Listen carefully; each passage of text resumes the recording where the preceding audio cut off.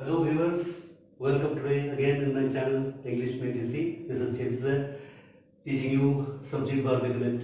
But before I start, uh, let me explain a little what subject verb agreement is. Subject is something or someone about which something is being spoken in the sentence. A herd of cows grazing in the field মানে একপাল গরু মাঠে চড়ছে। তো এই সেন্টেন্সে কার সম্পর্কে বলা হচ্ছে? a herd of cows সম্পর্কে। so this is the subject of the sentence. Ram স্কুলে যাচ্ছে, তো এই সেন্টেন্সে কার সম্পর্কে বলা হচ্ছে? রাম সম্পর্কে। so ram is the subject. আর ভার্ব হচ্ছে an action, কোনো কিছু করা, doing something. বিইংটাকেও ভার্ব বলা হয়। I am a teacher, am is are এগুলো ভার্ব না। আবার হ্যাভিংকেও ভার্ব বলা হয়। আই হ্যাভ এ বুক, আমার বই আছে। তো আছে, থাকা, হওয়া, করা, having, doing and being, all these are verbs. So which subject, which verb is going to match with which subject? কোন ভার্বটা কোন সাবজেক্টের সঙ্গে ম্যাচ করবে, এগ্রি করবে, সেগুলো যে নিয়মে বলা হয় তাকে বলা হয় subject verb agreement. It's one of the most important chapters in English grammar, starting from class 6, 7 and to Madhyamik and Uccha Madhyamik, and then it becomes more important for competitive exams. যেখানে preliminary করার পরে মেনে বড় বড় পার্টে paragraph, letter, basis ইত্যাদি লিখতে হয়।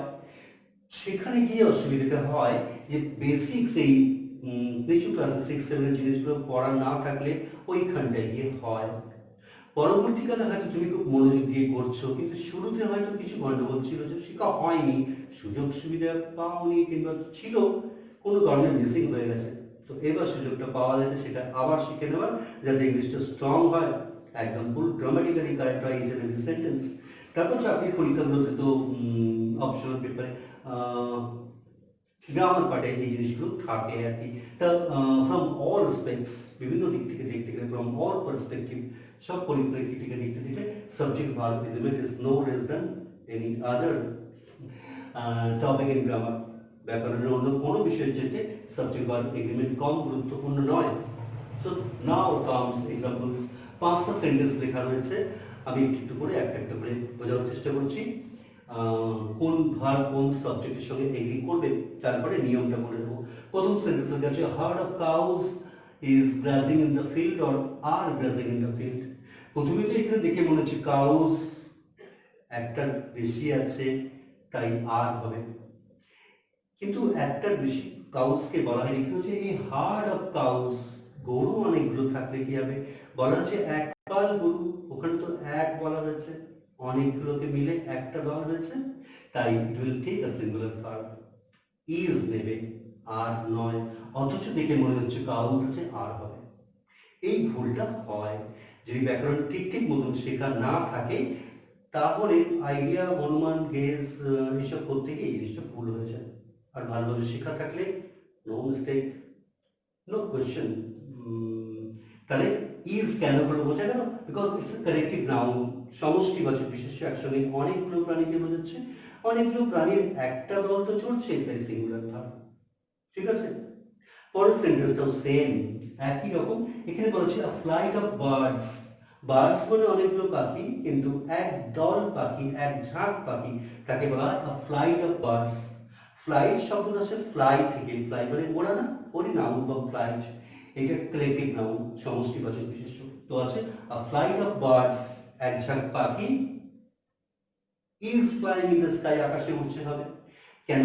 পাখি এখানে বার্ডস অনেকগুলো আছে বলে আর হবে না, কারণ পাখি অনেকগুলো থাকলে তার ঝাঁক তো একটাই, ওই জন্য ইজ হবে, ঠিক আগেরটার মতো। ও তিনেরটাও ঠিক এরকম। কি আছে? A group of boys playing in the field, সেটা ইজ প্লেইং হবে না, আর প্লেইং হবে। আপাত দৃষ্টিতে দেখলে মনে হচ্ছে বয়েজ আছে, তাহলে আর হবে? হবে না, কারণ বয়েজ অনেকগুলো থাকলেও অতগুলো বয়েজকে নিয়ে একটা গ্রুপ হচ্ছে একদল ছেলে। ছেলে অনেকগুলো থাকতে পারে, এক দল। ওই হেড ওয়ার্ড গ্রুপ, আ গ্রুপ, একটা গ্রুপ, ওয়ান গ্রুপ, ওই জন্য ইজ হবে। তিনটের মধ্যে একটা মিল আছে না? তো এইগুলোকে নিয়মের আকারে লিখলে এরকম দাঁড়ায়, কারেক্টিভ নাউন্স দো কনভে প্লুরাল মিনিং, সমষ্টিবাচক বিশেষণে মানে মানে বোঝাচ্ছে বহুবচনে, বাট টেক্স সিঙ্গুলার ভার্ব, কিন্তু সিঙ্গুলার ভার্ব নেয়। এইটা হচ্ছে নিয়ম। আচ্ছা, চারের সেন্টেন্সটা অনেকটা ওই রকমই। কি বলেছে? আ বাস ফুল অফ প্যাসেঞ্জার্স, যাত্রীদের বোঝাই একটা বাস। কি হবে? ইজ কামিং না আর কামিং? তো প্যাসেঞ্জার্স দেখে মনে হবে আর, কিন্তু প্যাসেঞ্জারের কথা তো বলছে না, বলছে যাত্রী বোঝাই একটা বাস। ওই জন্য এইটা হচ্ছে head word. A bus full of passengers হবে ইজ কামিং। এবার একটু বললে সহজ লাগছে। আচ্ছা, এন্ড ফাইনালি 5 নম্বর সেন্টেন্সটা একটু লক্ষ্য করার মতন রয়েছে। এখানে তিনটে সাবজেক্ট রয়েছে, you, he and I. New here মানে আমরা তিনজন, তুমি আমি আর সে, এরা আমরা তিনজন এখানে নতুন এসছি আর কি। তো কি হবে? অ্যাম, আই আছে বলে অ্যাম, হি আছে বলে ইজ, ইউ আছে বলে আর, এই তিনটের মধ্যে কোনটা হবে? একটু কনফিউশন লাগে না? তো এই নিয়মটা হচ্ছে যেখানে ফার্স্ট পার্সন, সেকেন্ড পার্সন আর থার্ড পার্সন একসঙ্গে থাকে, তো অ্যান্ড আছে, প্লুরাল বোঝাচ্ছে, বহুবচন বোঝাচ্ছে, আর হবে। তো you, he and I are new here, আমরা এখানে নতুন। কিন্তু যখন কোনো একটা সেন্টেন্স এরকম তিন রকম পার্সন থাকবে, I first person, you second person and he third person, তখন সবচেয়ে আগে সেকেন্ড পার্সনকে লিখতে হয়, তারপর থার্ড পার্সনকে লিখে সবশেষে ফার্স্ট পার্সনকে লিখতে হয়। ঠিক আছে, বোঝা গেছে? আচ্ছা, সাবজেক্ট ভার্ব এগ্রিমেন্টের উপরে এই পাঁচটা সেন্টেন্স আমি পরে ভিডিওতে পরে এক্সপ্লেন করব। কিন্তু একটা কথা আছে এই প্রসঙ্গে, সেটা হলো এইভাবে সাবজেক্ট ভার্ব এগ্রিমেন্ট একটা ভিডিও দেখে কিছুক্ষণ পড়ে বা বুঝে শেখা যায় না। এর জন্য একটু এফর্ট দিতে হয়, একটু চেষ্টা করতে হয়, একটু সময় দিতে হয়, একটু পরিশ্রম করতে হয়। সেটা হলো এই নিয়মগুলো একটু কাগজে লিখে নিতে হয়। একটা খাতা থাকবে গ্রামার শেখার জন্য, সেখানে একটা পেজ থাকবে, তার উপরে লেখা থাকবে সাবজেক্ট ভার্ব এগ্রিমেন্ট, এবং তার যতগুলো রুল আমি পরপর করাচ্ছি, এর রুল সেগুলো একটা একটা করে বুঝিয়ে সেন্টেন্সগুলো লিখে কতটা সময় দিয়ে তারপরে শিখতে হয়। ওইভাবে শেখা হলে তাহলে শেখাটা পূর্ণ হয়। না হলে ইউটিউবে এরকম ভিডিও দেখে গ্রামার তো অনেক শেখা যায়, একটু ভালো করে দেখবে শেখা ঠিক হচ্ছে তো, সময়টা নষ্ট হচ্ছে না তো, পরিশ্রমটা। এই কথাটা ভেবে ভিডিওগুলোকে যদি সেভ করে নিতে পারো, সময় বাঁচিয়ে টাকা বাঁচিয়ে, তাহলে বারবার করে বাড়িতে দেখতে পারো। কিন্তু ভিডিওর উপরে বেশি নির্ভরশীল হবে না। ভিডিও একবার দেখে নিয়ে খাতায় তুলে নিলে বা স্ক্রিনশট নিয়ে নিলে, তারপর খাতাটা বারবার ফলো করলে, খুব নিষ্ঠাবান স্টুডেন্ট যারা হয় তারা এইভাবেই করে। আর একটা জিনিস বারবার রিপিট করে তবে জিনিসটা হয়ে যায় পরিষ্কার। একসঙ্গেই 5টা করার দরকার নেই, একটা করো, সেটা ভালোভাবে করো, তাহলেই বুঝে যাবে আজকের দিনে একটা জিনিস শিখেছি, কালকে আবার একটা শিখবো। এইভাবে শিখতে হবে, কিন্তু শুধু ইউটিউবের ভিডিও দেখলেই হবে না, ভালোভাবে স্টাডি করতে হবে।